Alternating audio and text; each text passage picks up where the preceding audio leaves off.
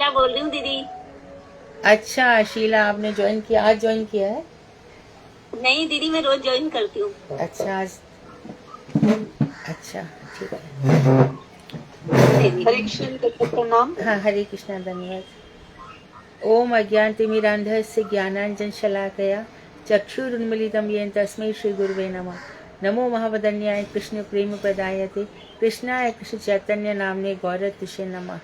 हे कृष्ण करुणा सिंधु दीनबंधु जगतपते गोपेश गोपिका कांत राधा कांत नमस्तुते। तप्त कांचन गौरांगी राधे वृंदावनेश्वरी वृषभानुसुते देवी प्रणमामि हरिप्रिये। तवैवास्मि ना जीवामि त्वया बिना इति विज्ञाय राधे त्वं नय मां चरणान्तिकम्। गुरुवे गौरचन्द्राय राधिकाय तदालय कृष्णाय कृष्णभक्ताय तद्भक्ताय नमो नमः। वाञ्छाकल्पतरुश्च कृपा सिन्धुभ्येव च पतितानां पावनेभ्यो वैष्णवेभ्यो नमो नमः। श्री कृष्ण चैतन्य प्रभु नित्यानंद श्री अद्वैत गदाधर शिवासादि श्री गौर भक्त वृंद।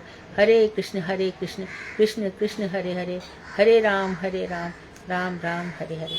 मैं सर्वप्रथम मध्य गुरु पाद पद्म परमाराध्य तमिद्र भविष्ठ ओम विष्णुपाद अष्टोत्तर श्रीमद भक्ति वेदांत श्री नारायण गोसाई महाराज मध्य शिक्षा गुरु पाद पद्म परमाराध्य तमिद्र भविष्ठ ओम विष्णुपाद अष्टोत्तर श्रीमद भक्ति वेदांत शिवान गोसाई महाराज के अभय चरणारविंद में अनंत अनंत कोटि दंडवत प्रणाम कर उनके अति कृपा की वांछा करती हूँ। मैं ग्रंथराज मणि श्रीमद भागवत मरीजी महाराज तदे रचयिता ओम विष्णुपाद सत्यनारायण श्री भक्ति विनोद ठाकुर के चरणारविंद में अनंत कोटि दंडवत प्रणाम कर उनकी अति कृपा की भिक्षा करती हूँ। मैं वैष्णव वैष्णवी सदी के चरणों में यथायोग बंधन अभिवादन दंडवत प्रणाम करती हूँ। तो हमारी साधन भक्ति चल रही है और साधन भक्ति में हमने बहुत कुछ सीखा।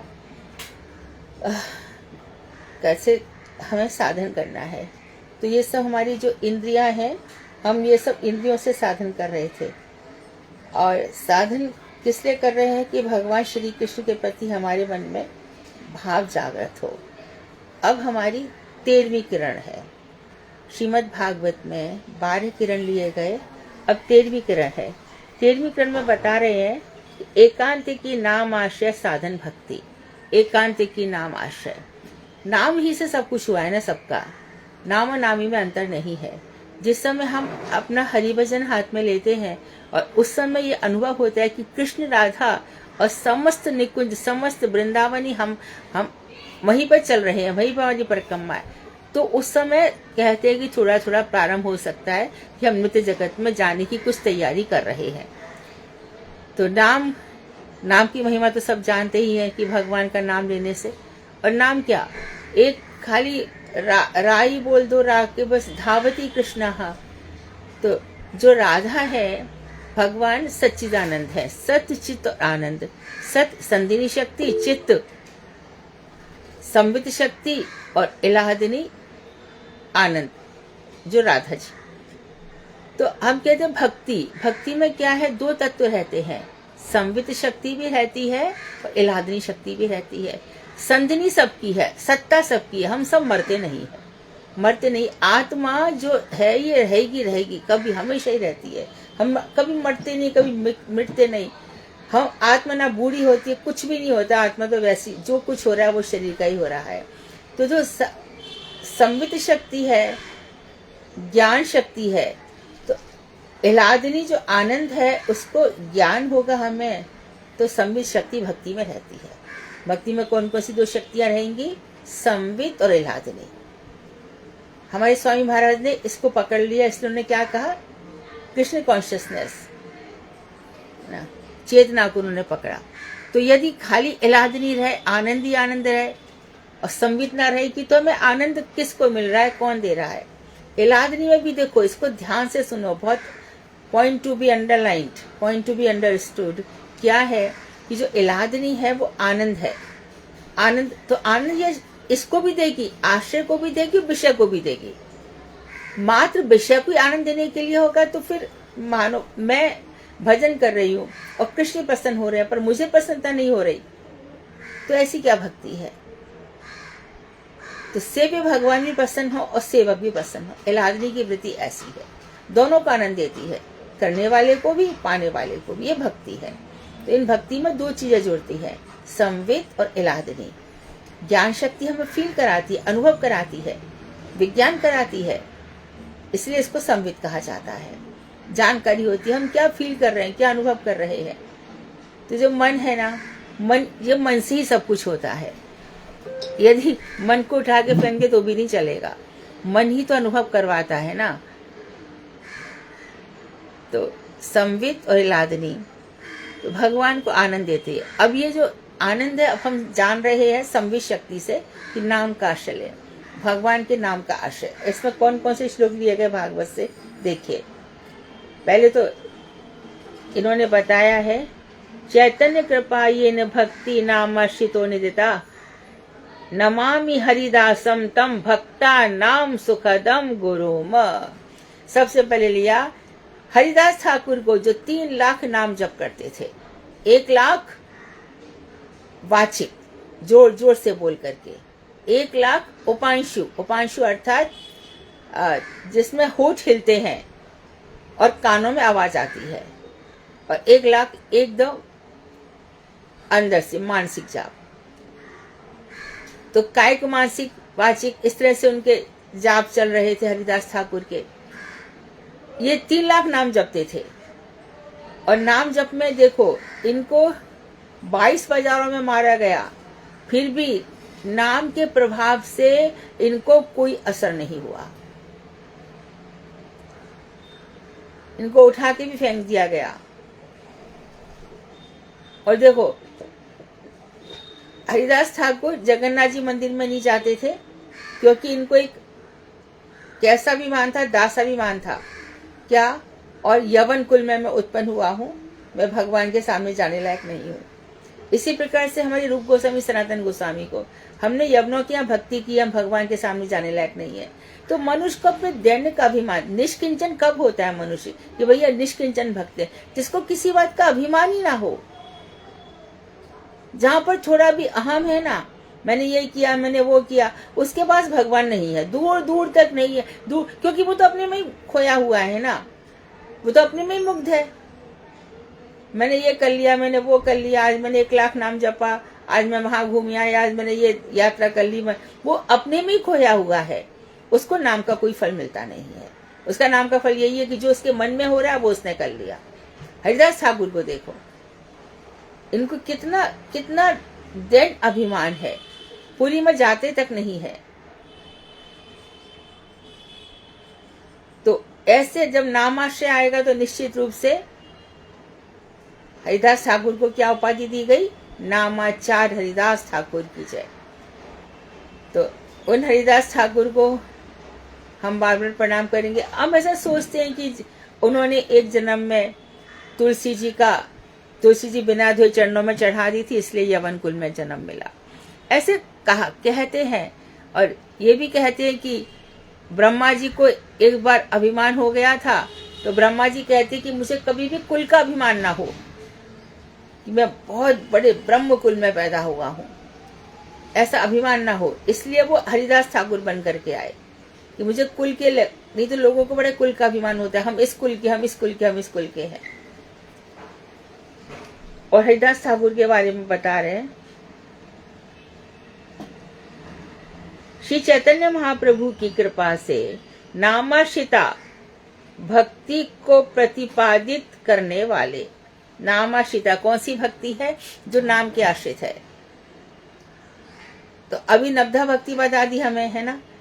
नवधा भक्ति के बाद अब बता रहे हैं श्रवण कीर्तन स्मरण पाद बंदन और दास से आत्मनिवेदन, ये सब प्रकार की भक्ति बताई। अब उससे भी हटकर कहाँ बता रहे हैं अभी, उसमें शांत दास से सख्य वात्सल मधुर का भी थोड़ा सा पुट दिया। और यहाँ पर कह रहे कि नाम आश्रय, तो जिसने नाम का ही आश्रय ले रखा है,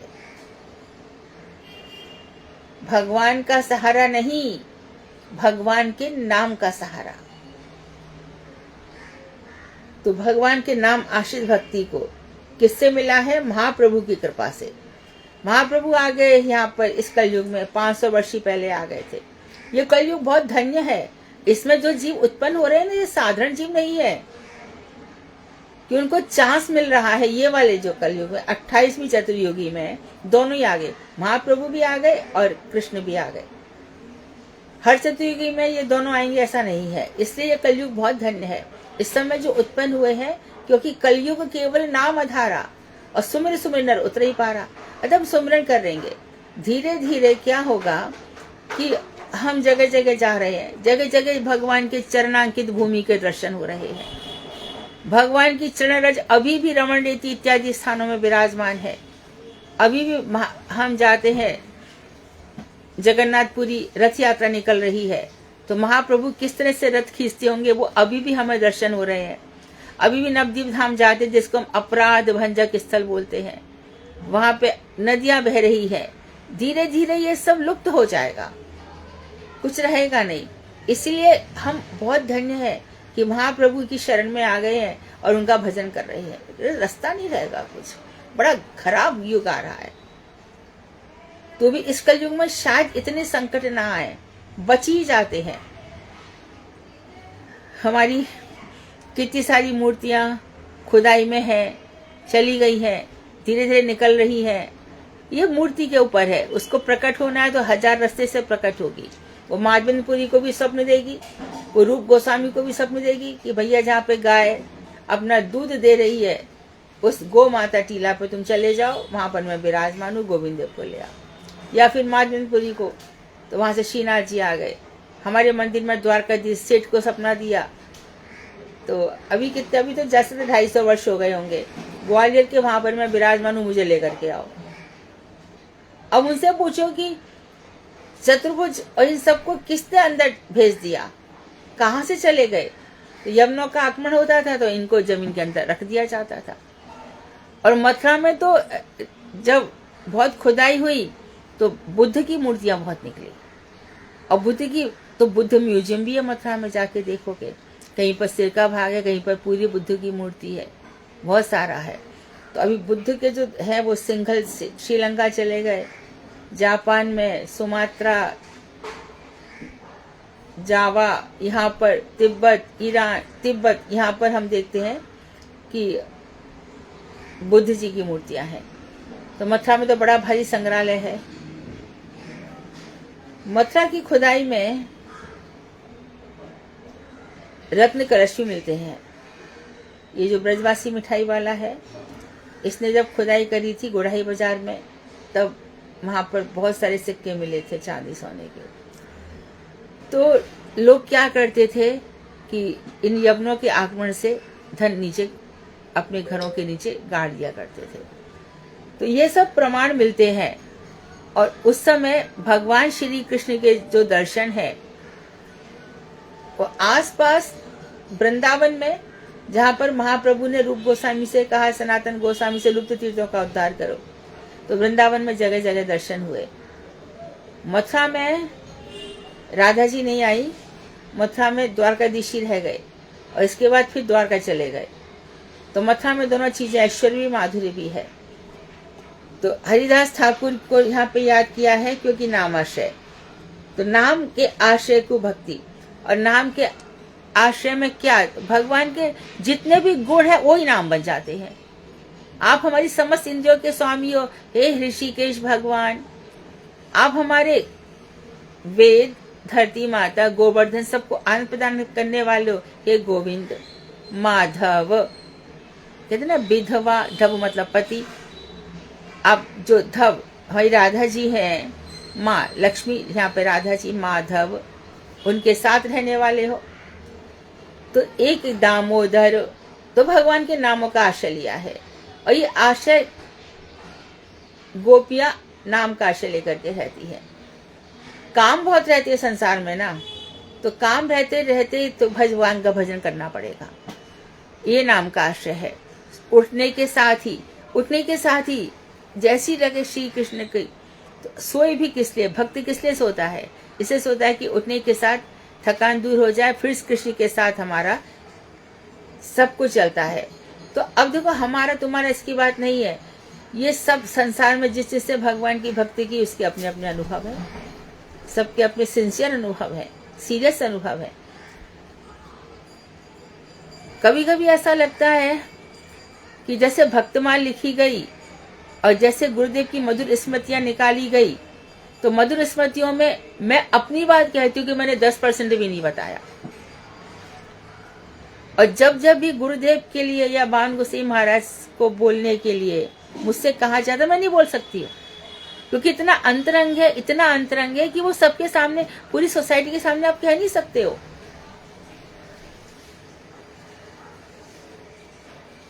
तो ऐसे जैसे अनुभूति हम छुपा जाते हैं, ऐसे कितने ही लोग छुपा जाते होंगे। लेना चाहिए नाम का आश्रय। अब ये जो जितने भी महानुभाव है, महाभागवत है, थोड़ी थोड़ी कृपा कर देते हैं। अब पूज्यपाद वामन गोसाई महाराज, ऐसी सौम्य मूर्ति, इतनी सौम्य, कभी भी उनके चेहरे पर शिकन नहीं देखी, हर बात में मुस्कुरा रहे हैं। महाराज ऐसा हो गया वैसा हो गया, उनकी मुस्कान ही खत्म नहीं होती, बार सुलभ मुस्कान हमेशा उनके मुखारबिंद पे सुशोभित होती रहती थी। महाराज जी तो रिएक्ट करते थे, ऐसा हुआ, उनको तो एकदम 1 मिनट में क्रोध आता था और फिर दूसरे क्षण उनको हंसी भी आ जाती थी।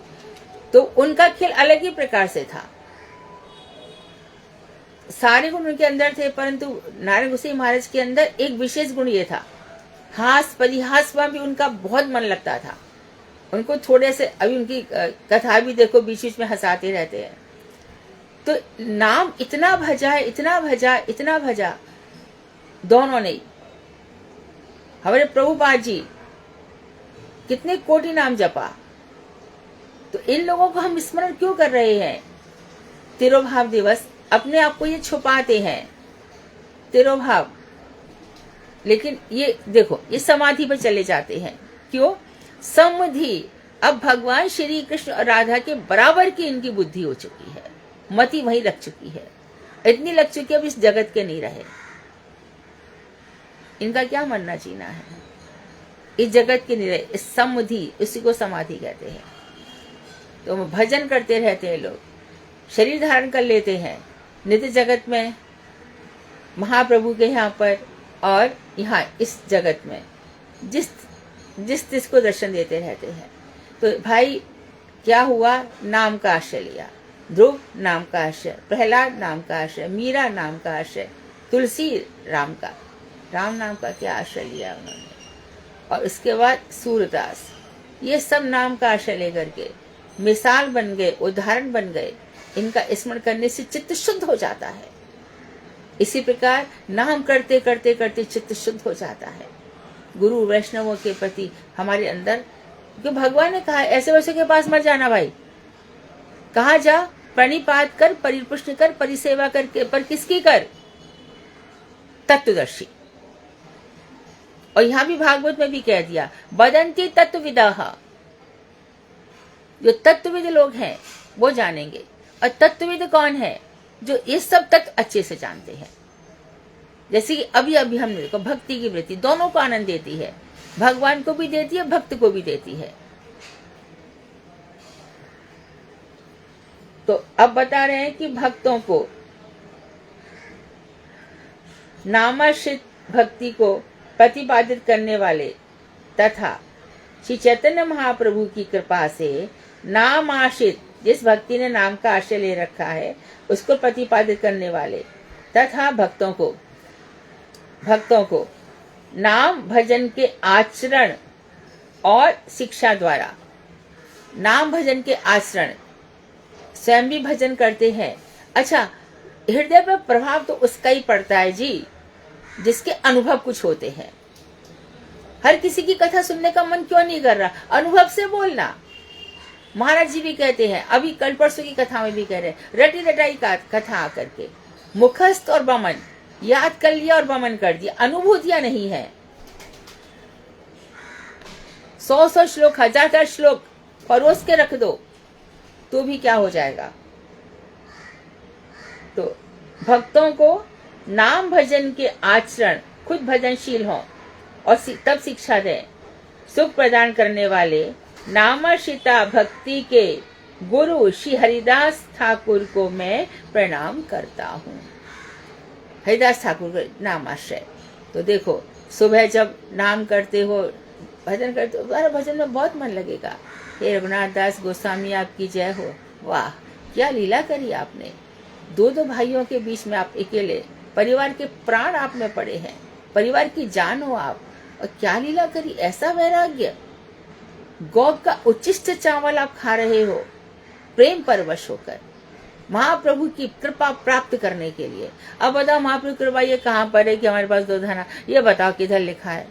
निष्किंचन भक्त को तो कहा ना,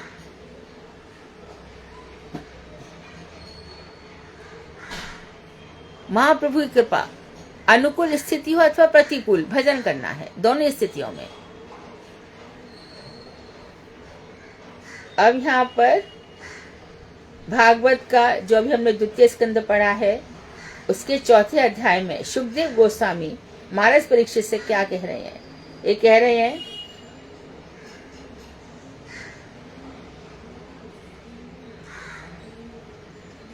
यत् कीर्तनम यत् स्मरणम यत् ईक्षणम यद वंदनम यत् श्रवणम यद और यद हरणम, ये हो गया आहरणम।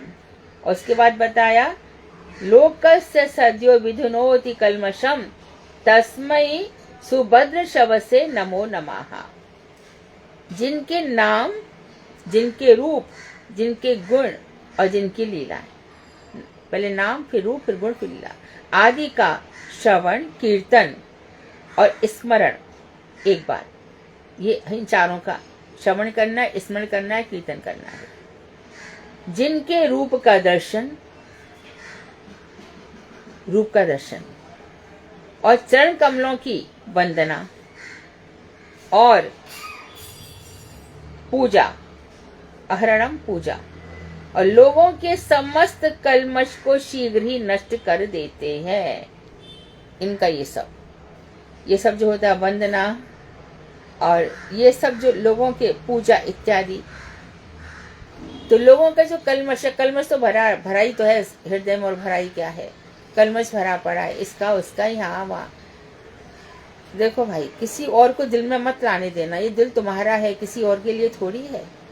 ध्यान ही मत करना किसी का। हमारे तो नित्य इस हृदय में हमारे ठाकुर जी है, बस दैट्स ऑल, खत्म। और नष्ट कर दिए ऐसे सुभद्र शव, सुभद्र शव पुण्य कीर्ति, तो भद्र मतलब कल्याण करने वाले, जिनका श्रवण मात्र से ही कल्याण हो जाता है, जिनके विषय में सुनने से ही। राम अभिरक्षय रघुकुल नायक,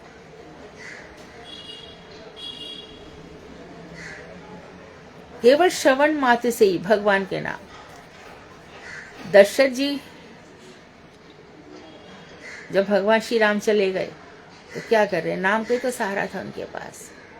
मेरे सामने मेरा बेटा जटाएं धारण कर ली, बलकल पहन लिया, मेरी बहू को भी ले गया साथ में,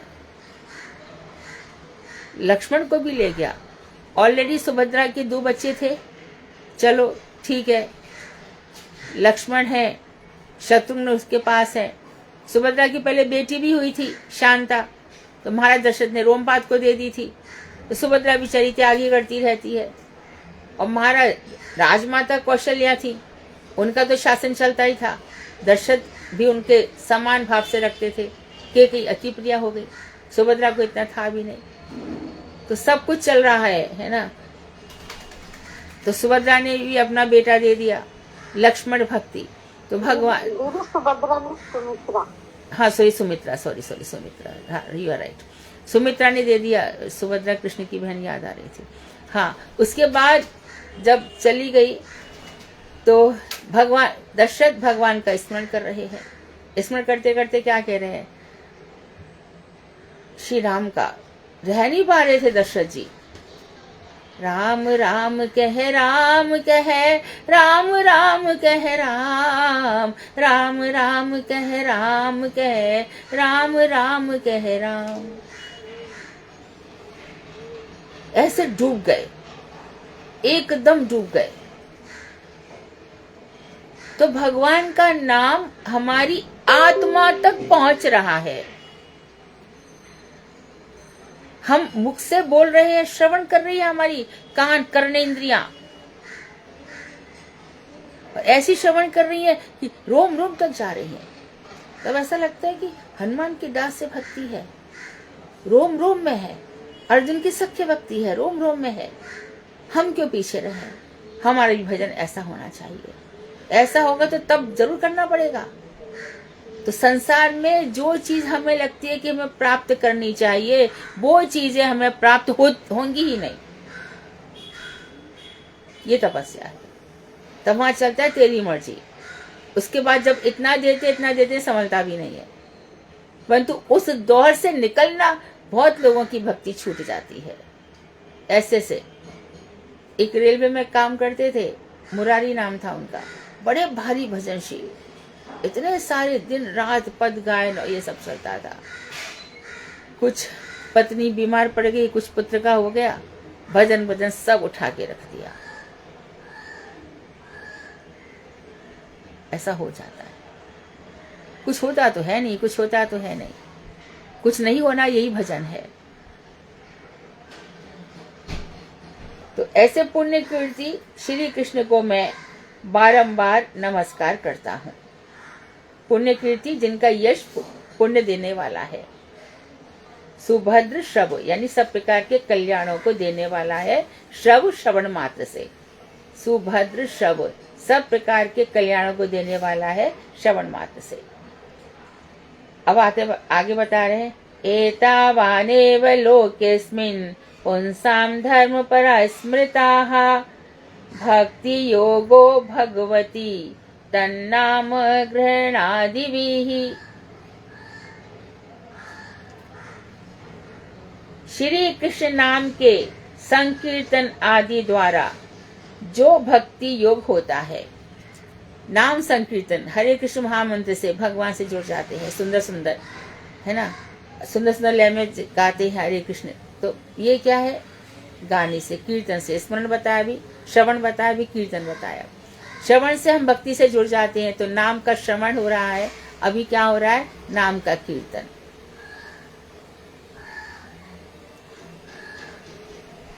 हरि बोल हरि बोल, गौर गदाधर बोल हरि बोल हरि बोल, गौर नित्यानंद बोल हरि बोल हरि बोल। ये क्या है, कीर्तन है भगवान के नामों का।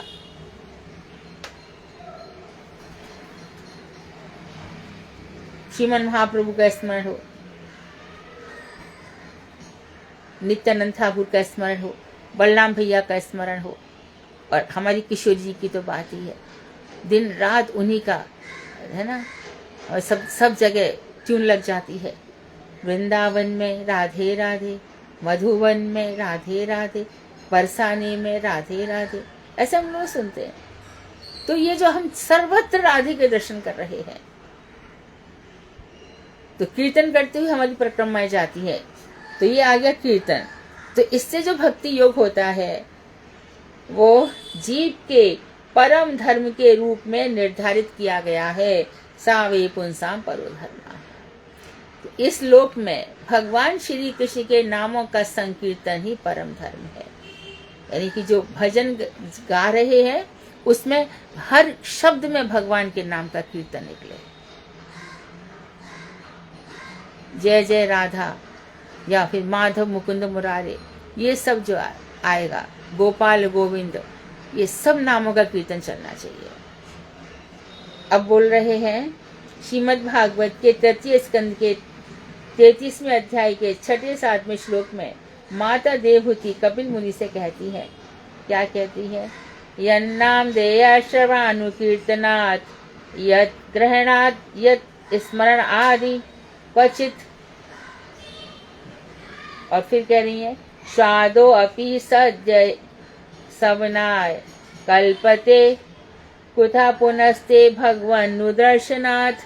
यदि आपके नाम के श्रवण, आपके नाम का कीर्तन तथा आपके श्री चरणों में किए गए प्रणाम और स्मरण आदि के फलस्वरूप चंडाल व्यक्ति भी शीघ्र अति शीघ्र अर्थात जन्मांतर की अपेक्षा ना कर कि अगले जन्म में तो मेरा उद्धार हो ही जाएगा। चंडाल भी ऐसा नहीं सोचता आपके नाम के प्रभाव से, और अजामिल तो सबको याद ही है। सोम यज्ञ करने योग्य बन जाते हैं, अर्थात उनको भी धाम मिल जाता है आपके नाम के प्रभाव से। चंडाल कौन होता है? श्वान भोजी, कुत्ते का मांस खाने वाला। तो आपके नाम का ऐसा प्रभाव है। रास्ते में चलते हुए गैया मिले या जो कुछ भी मिले, नाम सुनाओ। गौशाला दर्शन करने जा रहे हो, जाओ, नाम सुनाओ। बिहार वन में जो गैया है ना, वहां पहले एक गंगी गैया रह गई थी, कहते उसी का वंश चला आ रहा है। अभी तो वहां पे 700-800 गैयाएं हैं। तो वहां पे गैया जब खेत की तरफ मुड़ जाती है, चली जाती है, और जब वहां पे पुकारा जाता है राधे राधे, और सब गैया मुड़ के आ जाती है। कभी भी देख लेना। पहले तो आपको ऊपर जाना पड़ेगा, फिर वहां पे जोर जोर से राधे राधे बोल, सब चल पड़ती है। वैसे वहां के जो महंत जी हैं बड़े अच्छे हैं। उन्होंने किसी गैया का नाम लक्ष्मी रख रखा है, किसी का नाम रुक्मणी, गंगा, जमुना, धवला, सारी गैयों के नाम वहां पर है। पर एक गैया का नाम उन्होंने बावड़ी रख रखा था। हमने पूछा ऐसा क्यों किया है? बोले जी जाकू मैं चारों जा में दूं, बा में ना खावे, दूसरे के जाके मुंह मारे, अपना नहीं खाएगी। तो बावड़ी कहने से भी वो आ जाती है। तो जब गैया में इतनी नाम चेतना है, तो हम तो मनुष्य हैं, तो यदि ये नाम शुद्ध भक्त जब बोलेगा तब, या हमारे शुद्ध भक्ति के रूप में जब हमारे मुखार में से निकलेगा, तब इसका असर होगा। तो अति शीघ्र अर्थात जन्मांतर की अपेक्षा नहीं रहती है। खटवांग ऋषि ने यही पूछा था, कितना समय और? 1 मुहूर्त और है। अच्छा ठीक है, 4.5 घंटा, 1.5 मुहूर्त, 3 घंटा और 1.5, 4.5 घंटा, इतना नाम जप लिया। इसी प्रकार से चैतन्य लीला में मुकुंद पूछा कि मेरे को भगवान के दर्शन कब होंगे? तो बोला उनसे कि तेरे 1000 या कहीं 10 साल भी लिखा है, इतने जन्मों के बाद इतने अनुवाद हो जाएंगे? वो तो नाच से लगा, तब तो होंगे, सोचो। नारद जी को इस जन्म में हुए, परंतु जरा सी झलक दिखाई, आए और चले गए। बहुत से भक्त हैं। इधर चले श्रीनाथ जी, वहां इतनी भीड़ रहती, इतनी भीड़ रहती, आप दर्शन कर ही नहीं सकते हो। और मानो हमारी हाइट कम है और आगे बड़े लंबे लंबे लोग आगे, जो एक वहां पर भेजा गया ग्रुप, तुम घर दर्शन करो, और दूसरा कपड़े का वो लेके बैठा रहता है, जैसे कि जो दर्शनार्थी नहीं हो गए, पशु हो गए, और उनको मार मार के चलो आगे, चलो आगे, चलो आगे। ऐसे में हे कृष्ण, आप दर्शन नहीं दोगे क्या? इतने ही चलकर आ रहे हैं क्या? तो हो सकता है कि कृष्ण आकर के सामने खड़े हो जाए।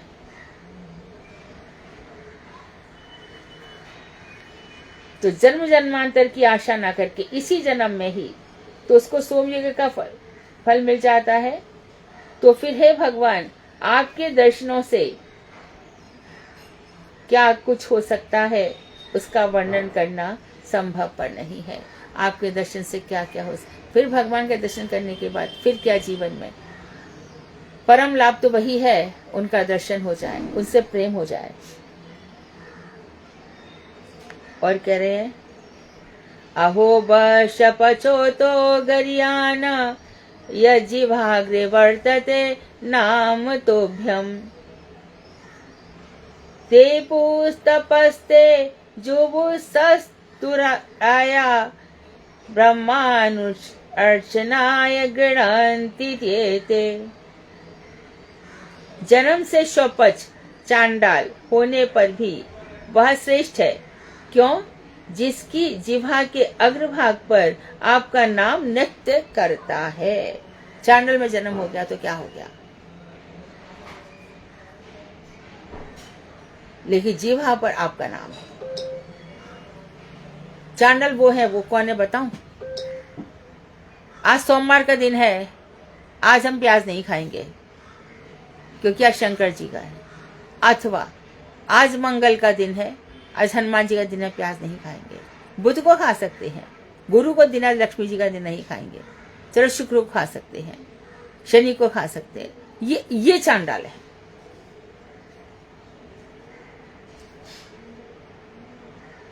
और कितने महामूर्ख तो ऐसे हैं, हनुमान ही शिव है, शिव ही हनुमान है, हनुमान ही शिव है, शिव ही हनुमान है। तो भैया एक बात बता, शिव जी का तूने सोमवार मना लिया, हनुमान जी का तूने मंगलवार मना लिया, बराबर है, और वही हनुमान जी शनिवार है, तो तूने हनुमान जी को मानने वाले तूने शिव को तो सोमवार को क्यों प्याज खाया? और तू शिव को ही मानने वाला तो फिर तू हनुमान जी कहता तो मंगल को क्यों प्याज खा रहा है? देखो जी, हम 4 महीने तो ये नहीं खाते नॉन वेज, बाकी सब टाइम तो खा लेते। वो 4 महीने भगवान के दिन नहीं है, वो 4 महीने तेरा पेट नहीं हो गया, कहीं और चला गया पेट का पाचन,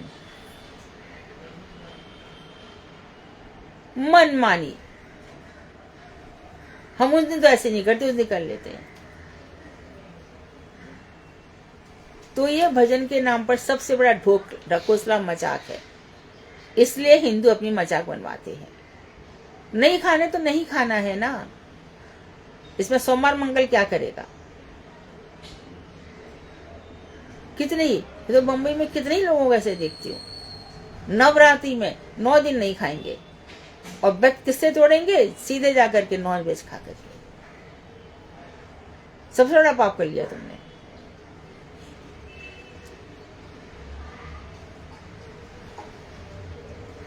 तो जन्म से शव पर चांडल होने पर भी वह श्रेष्ठ है जिसकी जिह्वा के अग्रभाग पर आपका नाम नृत्य करता है, और जो आपका नाम ग्रहण करते हैं उन्होंने अनेक तपस्याएं कर ली हैं।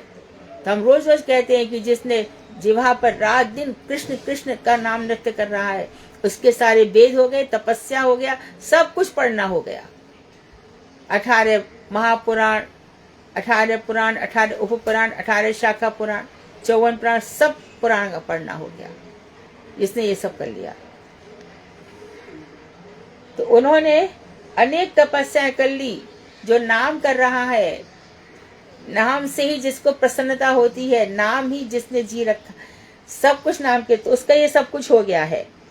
अनेक हवन कर लिए हैं, तो देखो क्या क्या हो गया उसका। जिसकी जिह्वा के अग्रभाग पे नाम नृत्य कर रहा है, उसने क्या क्या कर लिया, उसने सब, उस शपथ हो जाएगा तो भी धन्य। क्या माना जाएगा कि आपके सारे हवन हो गए, सारी तपस्या होगी, सारा पूजन सब कुछ हो गया। अनेक तीर्थों में स्नान भी कर लिया है। हरिदास ठाकुर कहाँ गए? कहीं गए थे? रूप गोस्वामी, सनातन गोस्वामी कहाँ गए थे बताओ? वृंदावन को छोड़ करके किधर गए? पकड़ के रखा नाम कोई। और तथा प्रचुर वेद पाठ भी कर लिया है, सब कुछ कर लिया है जो नाम जप रहा है। ऐसे व्यक्ति का चांडाल के घर में जन्म ग्रहण करना, चांडाल से मुसलमान आ गए, सिख आ गए, यहूदी आ गए, इस्लाम आ गए, सब आ गए, तो केवल भक्ति के पोषक दैन्य की सिद्धि के लिए ही होता है। तो दैन्य भाव के लिए होता है कि उसको बार बार ये, जैसे रैदास है, मैं चमारों के यहाँ पैदा हुआ, हरिदास ठाकुर हैं, और बहुत उच्च कुल में जन्म लिया और भजन नहीं किया, तो कभी कभी भगवान ऐसे कुल में जन्म देते हैं जिसके कारण दैन्य हो, है ना। गुरुदेव के पास महाराज जी स्त्री शरीर है, बहुत बंधन है, पिताजी आने नहीं देते, सब आने नहीं देते, तो गोपियां रुकी क्या? और जो गोपियां रुकी उन्होंने भगवान का ध्यान किया। तो ऐसे बातें आती हैं। तो जन्म किसी भी कुल में हो, वो किस लिए हो रहा है? दैन्य भाव के लिए। कपिल देव से भी देवहूति ने कहा, अधम से अधम, अधम अति नारी। तो स्त्रियों में भी जन्म को होता है दैन्य भाव के लिए। बाणगोसी महाराज एक बार कथा में बता रहे थे कि देखो तुम लोगों के अंदर बड़े गुण है, भगवान श्री कृष्ण को देख करके तुम्हारी आंखें झुक सकती हैं, हृदय में विशाल प्रेम, प्राचुर प्रेम उठ सकता है। हम लोगों को इसके लिए तपस्या करनी पड़ती है पुरुष शरीर में। तो जहां भी जैसा भी जन्म हो, फिर प्रथम स्कंद के प्रथम अध्याय के 14वें श्लोक में सूत गोस्वामी शौनक आदि ऋषियों से कह रहे हैं, आपन्ना संस्थितिम घोराम यन्नाम विवशो गुणान तथा सद्य विमुच्येत यद विभेति स्वयं भयम। यहाँ बता रहे हैं जिनके जिनसे भय भी भयभीत रहता है। भगवान के भक्त अभय अशुक अमृत होते हैं, किसी से डरते नहीं है। तो जिनके भय से भय खुद डरता रहता है, ऐसे प्रभु के नाम का जन्म और मृत्यु के घोर चक्र में पड़ा हुआ संसारी व्यक्ति यदि विवशता पूर्वक हेला से, संकेत से, नामाभास से किसी भी प्रकार से उनका उच्चारण कर लेता है तो वह अति शीघ्र मुक्त हो जाता है। ये सब जब नाम की महिमा के श्लोक बोलने को कहा जाए तो सीधा पढ़ लेना, तो वो अति शीघ्र ही मुक्त हो जाता है। कौन? जिसके नाम का वो तो जन्म मृत्यु के चक्र में जो पड़ा हुआ है, संसार से निकल जाता है। संसार में बड़े दावानल भरे पड़े हैं, ये सब उसके बीच से निकल जाते हैं भगवान के नाम जपने वाले। और इधर आ जाओ 12वें स्कंद में, लास्ट में उसके 12वें स्कंद के 30 अध्याय में कह रहे हैं, ये हमारे सब गुरु वर्ग बहुत बोलते श्लोक को, और आप लोग भी दिन रात सुनते ही हैं, आपको इसका अर्थ भी आता है, हम पढ़ लेते हैं। यन्नामधेयं म्रियमाण आतुराः पतन स्खलन वा विवशो गुणान् पुमान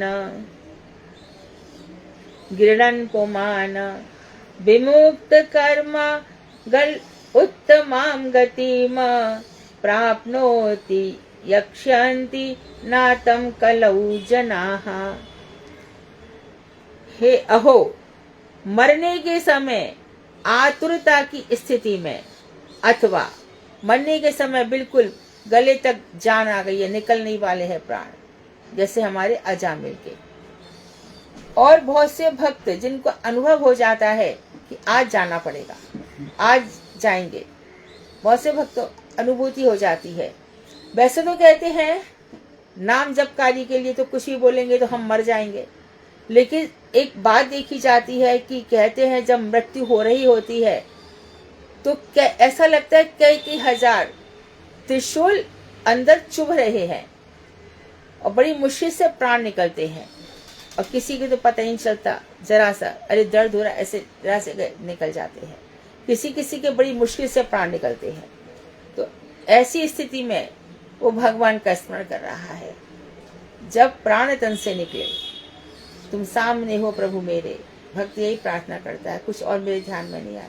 जब प्राण तन से निकले तो भगवान का, तुझे किसका होगा? जो नाम का बहुत चिंतन कर रहा है। नाम का चिंतन साबुन है ना, सफाई कर रहा है, सारे कलमश हमारे निकाल रहा है।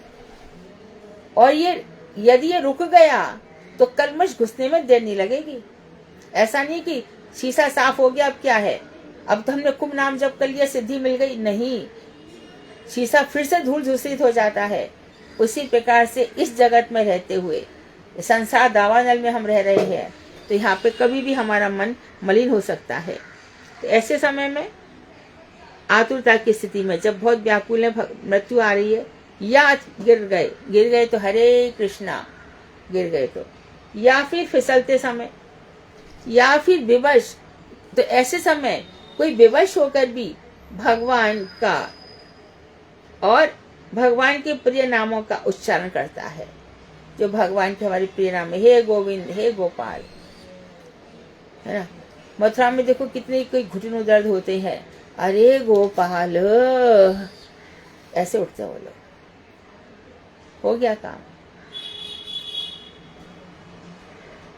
तो वह कर्म के बंधन से मुक्त होकर, कर्म के बंधन से मुक्त हो जाता है। ऐसे उत्तम कलयुग, ऐसे उत्तम गति को प्राप्त करता है। यह बड़े दुख का विषय है कि कलयुग के दुर्बुद्धि परायण जीव भगवान के ऐसे नामों का कीर्तन करने में अनिच्छुक बने रहते हैं, उनकी इच्छा ही नहीं होती। जो ऐसे भगवान इनका ये सब कुछ कर देते हैं, उनकी इच्छा ही नहीं होती है कि भगवान करना। 4 बज गए क्या? नहीं ना? हाँ, 4:10 हो रहे हैं। 4:10 हो गए।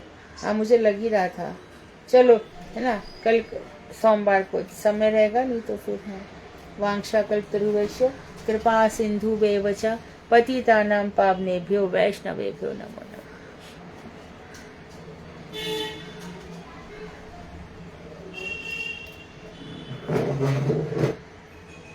बोलो।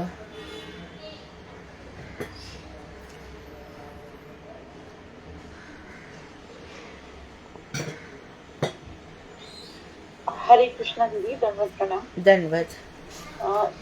दीदी यहाँ पर एक पंक्ति में कहा सोम यज्ञ, श्लोक नंबर 3 स्वर्ग में मिलता है ये जन्मांतर के।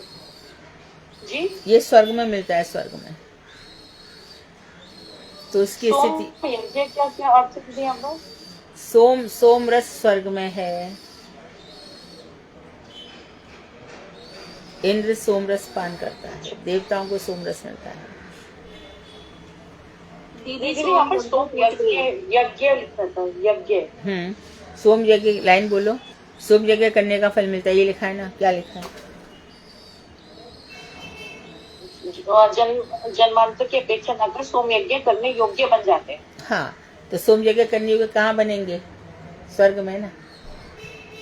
स्वर्ग। हाँ जी।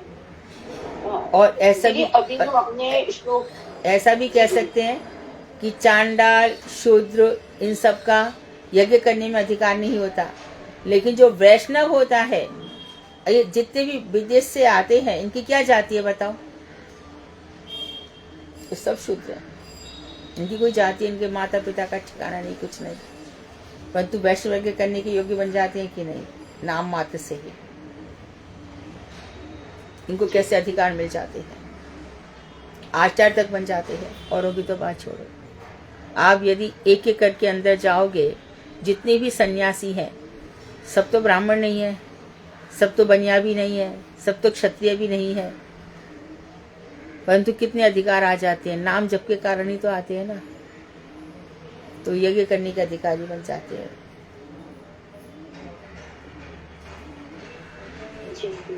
दीदी अभी जो हमने श्लोक कंटेस्ट किया, जो अभी पढ़ा श्लोक 6, इसमें बताया कि गिरते मतलब गिरते समय, फिसलते समय, हाँ, या गिरते। जी दीदी, इसमें गिरना और फिसलने का क्या अर्थ है? जैसे कि चलते चलते हम गिर गए और हमारे मुंह से निकला हरे कृष्णा, या हमारा पैर फिसल गया केले के छिलके के ऊपर, जी जी, तो निकला। मतलब साधारण क्रियाएं जो हाँ, हाँ, गिरना और फिसलना। हाँ, जी ठीक है। हरे कृष्णा। हरे कृष्णा।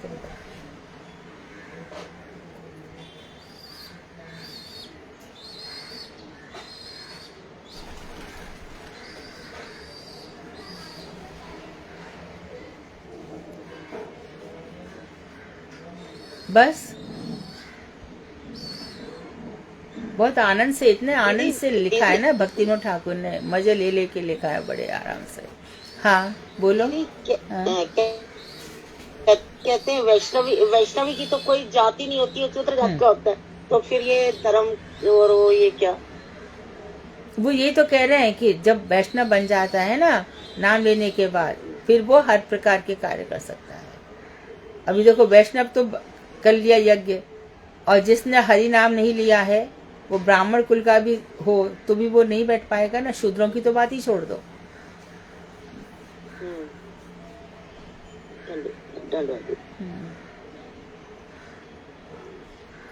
कोई मानो आता भी है, अरे भैया मैं ब्राह्मण वंश का हूँ, वो करवंश, चल भैया जया से तेरे जन्म है ना तेरे पास, तेरे शिखा तेरे मस्तक पे है नहीं, तू जा यहाँ से, तेरा काम नहीं है।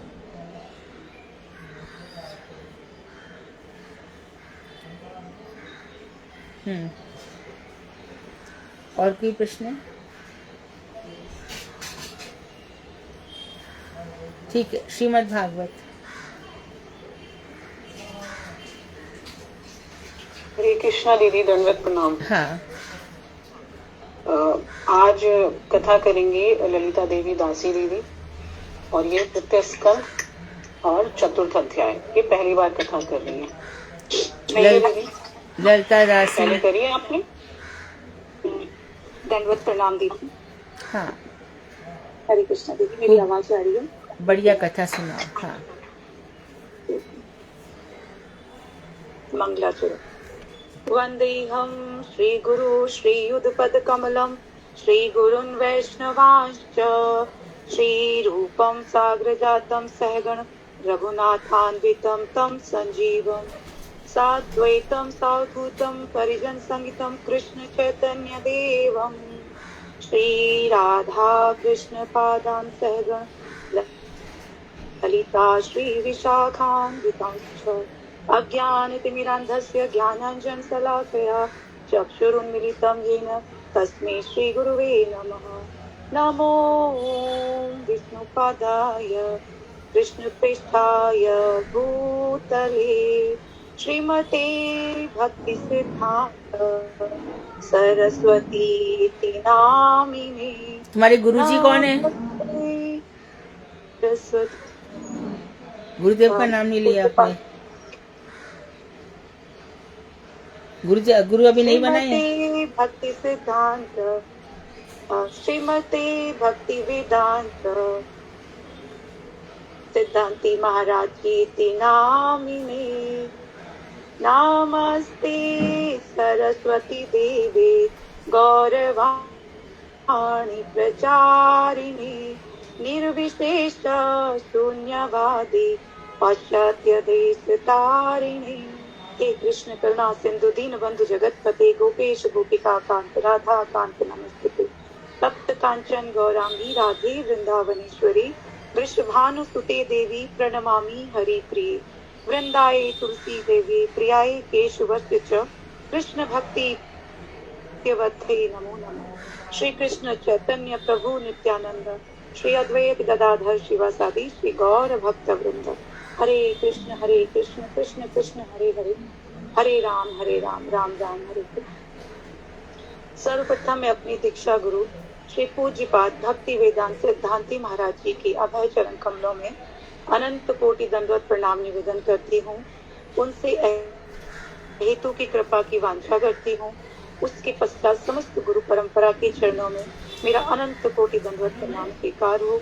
मेरी शिक्षा गुरु परम कृपामयी भगवताचार्य श्रीमती मधु दीदी के अभय चरण कमलों में कोटि कोटि दंडवत प्रणाम निवेदन करती हूँ। आपसे अहेतु की कृपा की वांछा करती हूँ और यहाँ पर ऑनलाइन जुड़े सभी वैष्णव और वैष्णवियों के चरणों में भी मेरा यथा योग्य दंडवत प्रणाम स्वीकार हो। आज मैं आप सबके सामने दूसरी बार कथा बोलने जा रही हूँ। प्रयास करूंगी, मुझ में सामर्थ्य तो नहीं है, फिर भी मधु दीदी और हरि गुरु वैष्णव की कृपा से मुझे आज ये दोबारा सौभाग्य प्राप्त हुआ है। मेरे द्वारा जो भी कथा बोलने में त्रुटियां हों, आप सब मुझे क्षमा कीजिएगा। कल हमने तृतीय स्कंद के तृतीय अध्याय में रूबी दीदी के द्वारा भगवान श्री कृष्ण की मथुरा और द्वारिका की सुंदर सुंदर लीलाओं का संक्षेप में वर्णन सुना था। आज हम सुनेंगे तृतीय स्कंद के चतुर्थ अध्याय पेज नंबर 426। आज हमारी कथा का शीर्षक है श्री उद्धव जी के कहने पर विदुर जी का मैत्रेय ऋषि के पास जाना। उद्धव जी ने कहा, फिर ब्राह्मणों की आज्ञा पाकर यादवों ने भोजन किया और वारुणी मदिरा पी। उससे उनका ज्ञान नष्ट हो गया। वे दुर्वचनों से एक दूसरे के हृदय को चोट पहुंचाने लगे। मदिरा के नशे से उनकी बुद्धि बिगड़ गई। जैसे आपस की रगड़ से बांसों में आग लग जाती है, उसी प्रकार सूर्यास्त होते होते उनमें मार काट होने लगी। भगवान अपनी माया की इस विचित्र गति को देखकर सरस्वती के जल से आचमन करके एक वृक्ष के नीचे बैठ गए। इसको शॉर्ट में कथा बोलते हैं ललिता। एक सेकेंड, कि जब आपको सब पता ही है कि सांब के पेट में कुछ बांध दिया गया था कि जिससे वो गर्भवती लगे, तो वहां पे सब ऋषि आकर के बैठे थे। ऋषियों का मजाक बनाया गया कि जरा बताओ ये गर्भवती है, इसका स्त्री होगा या पुरुष होगा, कन्या होगा या, तो उन्होंने कहा कि इसके पेट में वो निकलेगा जो यदुवंश का संहारक होगा। तो उसके पेट से मूसा निकला। डर गए, डर करके अपने नाना जी के पास गया, उग्रसेन जी के पास, जो भोजवंशी हैं। उन्होंने उसका चकनाचूर करवा दिया और जो मूसल का बीच का हिस्सा था वो रह गया। तो चकनाचूर करके समुद्र में फेंकवा दिया, लेकिन समुद्र की लहरों से ये सारा की सारा जो चूरा था वो किनारों पर आ गया और किनारों पर एरियक नामक घास पैदा हो गई। वो उस घास का क्या था कि जो नीचे का हिस्सा था वो बाढ़ जैसा नुकीला था। तो इन लोगों ने सबने पान किया। भगवान की इच्छा थी कि यदु वंश में, जो मेरे वंश में, ये लोग बहुत ही घमंडी हो रहे हैं। इनको लग रहा है कि इनके पिताजी नाना जी सब राजा हैं, तो ये कुछ भी कह सकते हैं, बोल सकते हैं। तो ऐसे वंश के लोगों को रखना नहीं चाहिए यहाँ पर। तो भगवान ने आपस में ही उनकी प्रेरणा से ये आपस में ही उस एरियक घास को उखाड़ उखाड़ करके, उसमें कोई बम नहीं थे उनके पास, तलवार नहीं थे, कोई अस्त्र शस्त्र नहीं थे कि चला देंगे या ब्रह्मास्त्र चला देंगे, जैसे कि मिसाइलें 500 एक साथ निकल जाती हैं, या अर्जुन के बाण से एक बाण से 50, 100, 500 निकल जाते, वैसा कुछ भी नहीं था। उसी घास को निकाल करके आपस में लड़ मरे थे। हाँ, ठीक है। इससे पहले ही शरणागतों का दुख दूर करने वाले भगवान श्री कृष्ण ने अपने कुल का संहार करने की इच्छा होने पर मुझसे यह कह दिया था कि तुम बद्रिका आश्रम चले जाओ। विदुर जी, इसमें यद्यपि मैं उनका आश्रय समझ गया था, तो भी स्वामी के चरणों का वियोग न सह सकने के कारण मैं उनके पीछे पीछे प्रभास क्षेत्र में पहुंच गया। वहां मैंने देखा कि जो सबके आश्रय हैं, किंतु जिनका कोई और आश्रय नहीं है, वे प्रियतम प्रभु शोभा धाम श्याम सुंदर सरस्वती के तट पर अकेले ही बैठे हैं। शोभा धाम का अर्थ क्या है ललिता?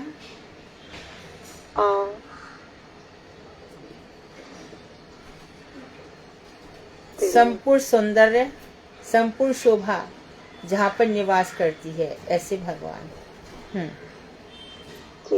हाँ, श्याम सुंदर सरस्वती के तट पर अकेले बैठे हैं। दिव्य विशुद्ध सत्वमय अत्यंत श्याम सुंदर शरीर है, शांति से भरी रत्नकारी आंखें हैं, उनकी चारों भुजाएं और रेशमी पीतांबर देखकर मैंने उनको दूर से ही पहचान लिया। वे पीपल के एक छोटे से वृक्ष का सहारा लिए बाईं जांघ पर दाईं जांघ चढ़ाकर बैठे थे। आज भी प्रभाग क्षेत्र में ये दर्शन है। बड़ी सुंदर सौम्य मूर्ति बना रखी है वहाँ पर, बहुत सुंदर है। उस प्रभाग क्षेत्र में जो नदी है वहाँ पर कभी तो 3 शिवलिंग, कभी 1 शिवलिंग, और कभी सावन का महीना जब आ जाता है और तब शिवलिंग थोड़े कम हो जाते हैं, कभी कभी 5 शिवलिंग भी दिखाई देते हैं। ऐसा वहाँ का वैशिष्ट्य है। प्रभाग क्षेत्र अभी भी बहुत बहुत बहुत सुंदर स्थान है। भोजन पान का त्याग कर देने पर भी वे आनंद से प्रफुल्लित हो रहे थे। उसी समय व्यास जी के प्रिय मित्र परम भागवत सिद्ध मैत्री जी लोगों का स्वच्छंद विचरते हुए वहां पर पहुंचे। मैत्री मुनि भगवान के अनुयायी भक्त हैं। आनंद और भक्ति भाव से उनकी गर्दन झुकी रहती थी। उनके सामने ही श्री हरि ने प्रेम और मुस्कान युक्त चितवन से मुझे आनंदित करते हुए कहा। श्री भगवान कहने लगे, मैं तुम्हारी आंतरिक अभिलाषा जानता हूँ, इसलिए मैं तुम्हें वह साधन देता हूँ जो दूसरों के लिए अत्यंत दुर्लभ है। उद्धव, तुम पूर्व जन्म में वसु थे।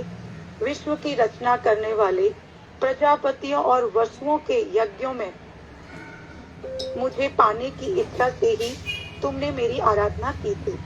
साधु स्वभाव उद्धव, संसार में तुम्हारा तो भगवान की साधना देखो, एक जन्म से नहीं होती है। ध्रुव को जो 6 महीने में मिल गए, प्रहलाद जी को मिल गए, उद्धव को ही बता रहे तू पूर्व जन्म वसु थे। इसी प्रकार भीष्म पितामह में भी पूर्व जन्म में वसु थे। बहुत दिनों से करते रहो आराधना, तब होती है। तो तुम लोग आज भागवत बोल पा रहे हो या भागवत सुन रहे हो, तुम लोग साधारण नहीं हो, इसको समझो। परंतु दैन्य भाव और निष्किंचन भाव से हमें भजन करते रहना। हाँ, तो तुम पूर्व जन्म में वसु थे। हाँ, और मेरी प्राप्ति के लिए तुमने इच्छा से ही, मुझे पाने की इच्छा से ही तुमने मेरी आराधना की थी। साधु स्वभाव उद्धव, संसार में तुम्हारा यह अंतिम जन्म है, क्योंकि इसमें तुमने मेरा अनुग्रह प्राप्त कर लिया है।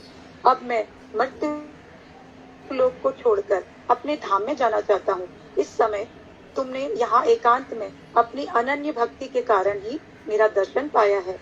यह बड़े सौभाग्य की बात है कि पूर्व काल पद्म कल्प में के आरंभ में पाद्मकल्प बोलो, पाद्मकल्प में, हाँ, पाद्मकल्प में आरंभ में मैंने अपने नाभि कमल पर बैठे हुए ब्रह्मा को अपनी महिमा को प्रकट करने वाले जिस श्रेष्ठ ज्ञान का उपदेश दिया था और जिसे विवेकी लोग चतुर्श्लोकी भागवत के रूप में जानते हैं, वही मैं तुम्हें देता हूँ।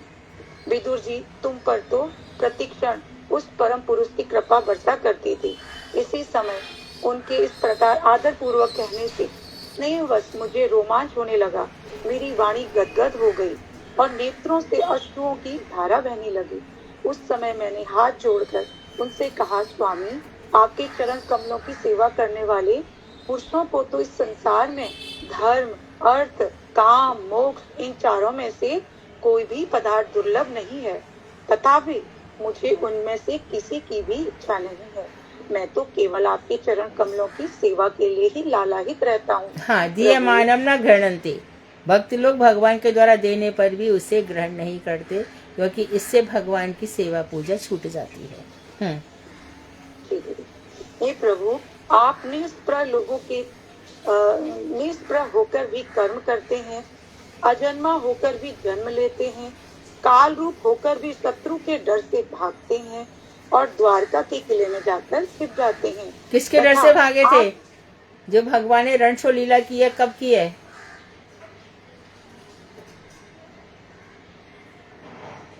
अरे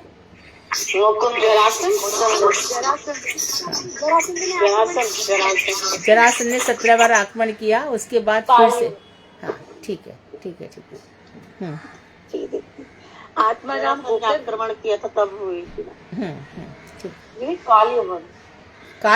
काल जवन भी लगा दिया था पीछे। जरासंध काल जवन को फिर ले आए थे, और काल जवन को जब आया था ऊपर तो वहाँ मुचुकुंद सोए हुए थे।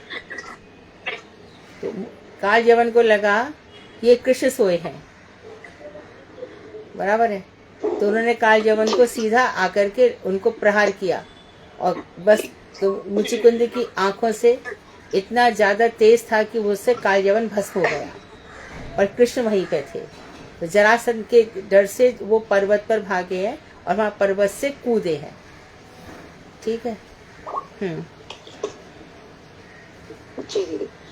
और आप आत्मराम होकर भी 16,000 स्त्रियों के साथ रमन करते हैं। इन विचित्र चरित्रों को देखकर विद्वानों की बुद्धि भी चक्कर में पड़ जाती है।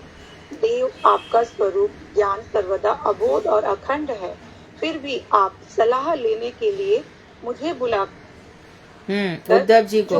उद्धव क्यों? द्वारका में मंत्री हैं उद्धव जी, तो वो इसीलिए रोते हैं कि जब मुझे बुलाया करते थे, और क्या कहते थे भगवान उद्धव जी से, हे महामते, आप क्या परामर्श है, ये स्थिति आई है, इसमें हमें क्या करना चाहिए?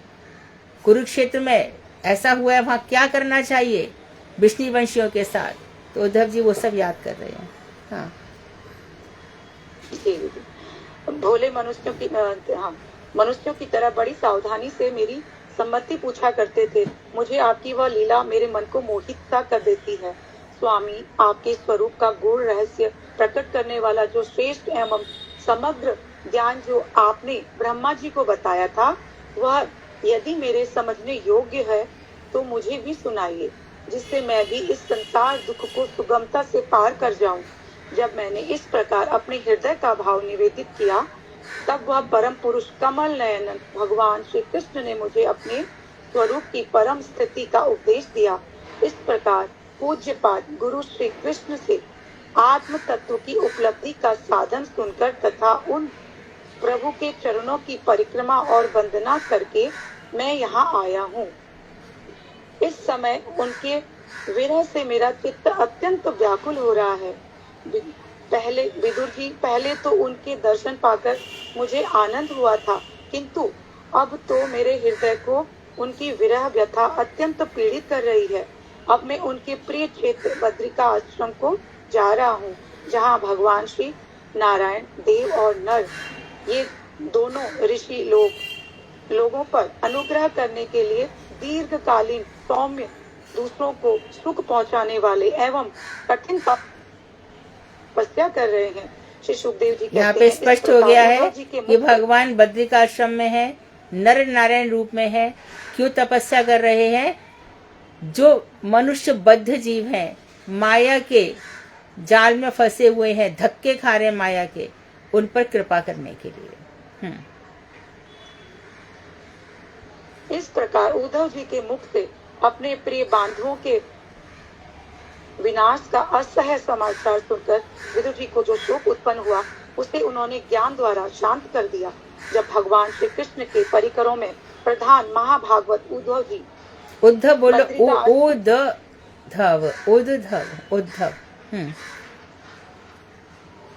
उद्धव जी बद्रिका आश्रम की ओर जाने लगे, तब कुलश्रेष्ठ विदुर जी ने श्रद्धा पूर्वक उनसे पूछा। विदुर जी ने कहा, उद्धव जी, योगेश्वर भगवान श्री कृष्ण ने अपने स्वरूप के गूढ़ रहस्यों को करने वाला जो परम ज्ञान आपसे कहा था वह आप हमें भी सुनाइए, क्योंकि भगवान के सेवक तो अपने सेवकों का उद्धार करने के लिए ही हर कार्य को सिद्ध करने के लिए ही विचरा करते हैं।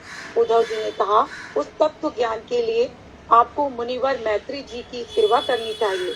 इस मृत्यु लोक को छोड़ते समय मेरे सामने स्वयं भगवान ने ही उनको उपदेश देने के लिए उन्हें आज्ञा दी थी। श्री सुखदेव तुम्हें उपदेश देने के लिए, विदुर जी कह रहे हैं कि तुम्हें उपदेश देने के लिए उनको आज्ञा दी थी। हाँ, ठीक है। देने के लिए। इस प्रकार विदुर जी के साथ विश्व मूर्ति भगवान श्री कृष्ण के गुणों की चर्चा होने से उस कथामृत के द्वारा उद्धव जी का वियोग जनित पाप शांत हो गया। यमुना जी के तीर पर उनकी वह रात्रि एक क्षण के समान बीत गई।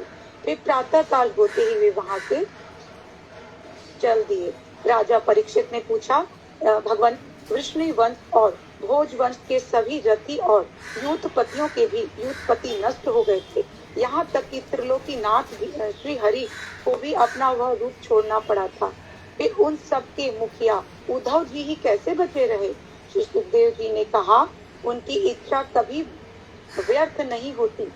जिनकी इच्छा कभी व्यर्थ नहीं होती, उन श्री हरि ने ब्राह्मणों के श्राप रूप काल के बहाने अपने कुल का संहार कर अपने श्री विग्रह को त्यागते समय विचार किया, जब इस लोक से मेरे चले जाने पर संयमी शिरोमणि उद्धव ही मेरे ज्ञान को ग्रहण करने के सच्चे अधिकारी हैं।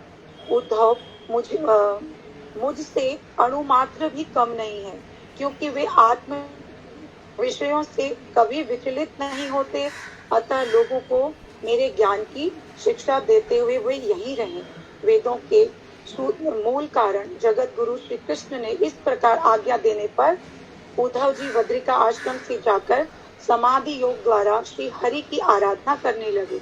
कुरुक्षेत्र परीक्षित परमात्मा श्री कृष्ण की ने लीला से ही अपना शिव विग्रह प्रकट किया था और लीला से ही उसे अंतर्ध्यान भी कर दिया।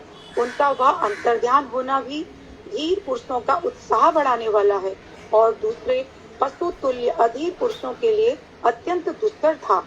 परम भागवत उद्धव जी के मुख से उनके प्रशंसनीय कर्म और इस प्रकार अंतर्ध्यान होने का समाचार पाकर तथा यह जानकर कि भगवान ने परम धाम जाते समय मुझे भी स्मरण किया था, विदुर जी उद्धव जी के चले जाने पर प्रेम से विवल होकर रोने लगे। उसके पश्चात सिद्ध शिरोमणि यमुना से चलकर कुछ दिनों से मैं गंगा जी के किनारे जा पहुँचे, जहाँ मैत्री जी रहते थे। इति श्रीमद् भागवते महापुराणे ब्रह्म सूत्र भाष्ये परमहंसयां संहितायां वैयासिक्यां तृतीय स्कंदे श्री विदुरोद्धव संवादे चतुर्थो अध्यायः। वाञ्छाकल्पतरुभ्यश्च कृपा सिन्धु एव च पतितानां पावनेभ्यो वैष्णवेभ्यो नमो नमः। अनंत पारमहंस्य संहितायाम, ठीक है। और अंतर्ध्यानी अंतर्धान है ना, अंतर्धान। तो अच्छी कथा बोली, बहुत सुंदर कथा बोली। हरे कृष्ण दीदी, आज मैं बोलूँ गाने वाली दीदी। हरे कृष्णा दीदी, मेरी आवाज आ रही है? आप ना करोगे कीर्तन दीदी। हरे कृष्णा, जोर से बोल। हरे कृष्णा दीदी, मेरी आवाज आ रही है? आ रही है, आ रही है, नहीं आ रही? खूब जोर आ से रही आ है। रही। मैं आज हरि नाम की महिमा के ऊपर कीर्तन करूंगी। और मैं भी ठीक है, कोई 2 जन गाओ, फिर बाकी 2 जन सोमवार को गाना। ठीक है। हाँ, दीदी के चरणों में दंडवत प्रणाम और सभी को मेरा यथा योग्य दंडवत प्रणाम। सुना इसमें, भारती। इस हाँ जी, इस अष्टकप में जो है ना, वो हरि नाम की महिमा बता रहे हैं कि वो कितना मधुर से भी मधुर है। मधुरम मधुरेभ्योऽपि मंगलेभ्योऽपि मंगलम, पावनं पावनेभ्योऽपि हरिर्नामेव केवलम्, नामेव केवलम्, आब्रह्म्यसम्पर्यन्तम् सर्वं मायामयं जगत्, सत्यं सत्यं पुनः सत्यं, हरिर्नामेव केवलम्, सगुरु सपिता चापि समता बन्धवोऽपि सः, शिक्षयेत् सदा स्मर्तुम्, हरिर्नामेव केवलम्, हरिर्नामेव केवलम्, निश्वासेन हि विश्वासः तदारूढो भविष्यति, कीर्तनीयमतो बाल्यात्, हरिर्नामेव केवलम्, हरि सदा वसे तत्र यत्र भगवतो जनः, भक्ति भावेन, हरिर्नामेव केवलम्, हरिर्नामेव केवलम्, अहो दुःखं महादुःखम्, दुःखं तरं यतः, काचटं विस्मृतं रत्नम्, हरिर्नामेव केवलम्, हरिर्नामेव केवलम्, दीयतां दीयतां कर्णो, नियतां नियतां वचः, गीयतां गीयतां नित्यम्, हरिर्नामेव केवलम्, हरिर्नामेव केवलम्,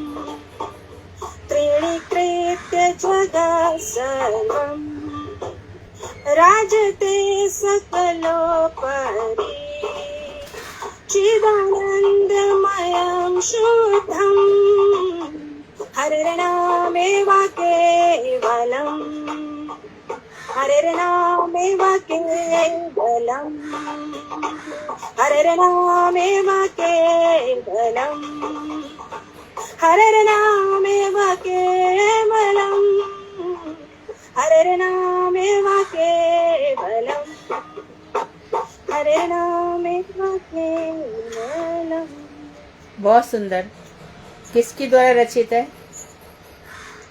दीदी ये तो किसी को भी बताइए किसके द्वारा रचित है, लेकिन ये मैंने सुना था, इस्कॉन में किसी भक्त ने बोला था, जिसने लिखा है ना उसका नाम दिया ही नहीं। ठीक है, तो इसका अर्थ भी, हाँ हाँ, तो इसका अर्थ भी तुम्हारे पास नहीं होगा, परंतु अच्छा है। नहीं, इसका अर्थ मैंने थोड़ा टूटा टूटा खुद ही बनाया है। हाँ तो बोल दो। इसका अर्थ, हाँ जी, ये हरि नाम मीठे से भी मीठा, पवित्र से भी पवित्र और पवित्र करने वाली चीजों से भी पवित्र है। केवल हरि का नाम। ब्रह्मा के द्वारा बनाया गया वो घास के तिनके से लेकर ब्रह्मांड तक सब माया है। इस माया में केवल एक ही चीज सत्य है, केवल हरि का नाम। वही गुरु सच्चा गुरु है, वही सच्ची माता है, वही सच्चा पिता है, वही सच्चे बांधव हैं जो हमें ये सिखाते हैं, याद करने को कहते हैं कि केवल हरि का नाम ही सत्य है। एक व्यक्ति अपनी स्वयं की सांस पर भरोसा नहीं कर सकता, वह किसी भी क्षण रुक सकती है। इसलिए यह कहा जाता है कि केवल हरि का नाम करना चाहिए। भगवान श्री हरि हर उस जगह में रहते हैं जहां उनके भक्त सच्चे मन से केवल हरि के नाम का भजन करते हैं। ये कितना बड़ा दुख है, महादुख है, और महा से भी महादुख है कि कुछ कांच के टुकड़ों से आभूषण तो बना लिए, लेकिन मैं हरि का नाम रूपी रत्न के आभूषण बनाना भूल गया। इसकी ध्वनि व्यक्ति के कानों में निरंतर जानी चाहिए, इसकी ध्वनि व्यक्ति के गले से निरंतर निकलनी चाहिए और हरि नाम नित्य ही गाना चाहिए। भगवान श्री हरि की कृपा इस जड़ जगत के ऊपर सब पर बराबर बरसती है। जो इस जगत को आनंदमय और पवित्र धाम बना देता है, इसलिए केवल और केवल हरि नाम का भजन करना चाहिए। हरे नाम एव केवलम। हरे कृष्णा दीदी, दंडवत। ठीक है, महाप्रभु जी ने भी बार बार बतलाया था, हरे नामेव हरे नामेव केवलम, कलौ नास्तेव नास्तेव नास्तेव गति रण्यथा। 3 बार एव आया। हरि नामी हरि नामी हरि नामी, केवल हरि नामी ही है। यही हमारा आश्रय, ये हमारा सहारा है। कल युग में दूसरी और कोई गति नहीं है। और कौन गा रहा था नाम की महिमा?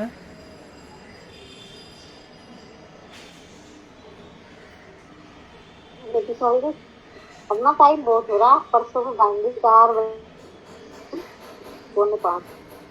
तो आज विश्राम ले लें। हाँ, तो अभी ये पूरे वीक नाम की महिमा ही चलेगी।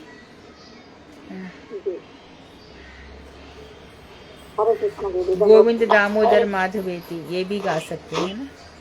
ठीक है। हरे कृष्ण दीदी, धन्यवाद, प्रणाम। हाँ, धन्यवाद, प्रणाम दीदी। जो भारती दीदी ने गाया था, वो भारती दीदी ने जो ये कीर्तन करा है, हाँ, क्या इसका वो भेज सकती है ग्रुप में? हाँ, लिखित में भी और रिकॉर्ड करके भी भेज देगी, भारती भेज देगी। हाँ जी, बिल्कुल। थैंक यू दीदी। हरि बोल। हाँ जी, मैं भेज दूंगी दीदी। और एक किसी को यदि ये याद हो,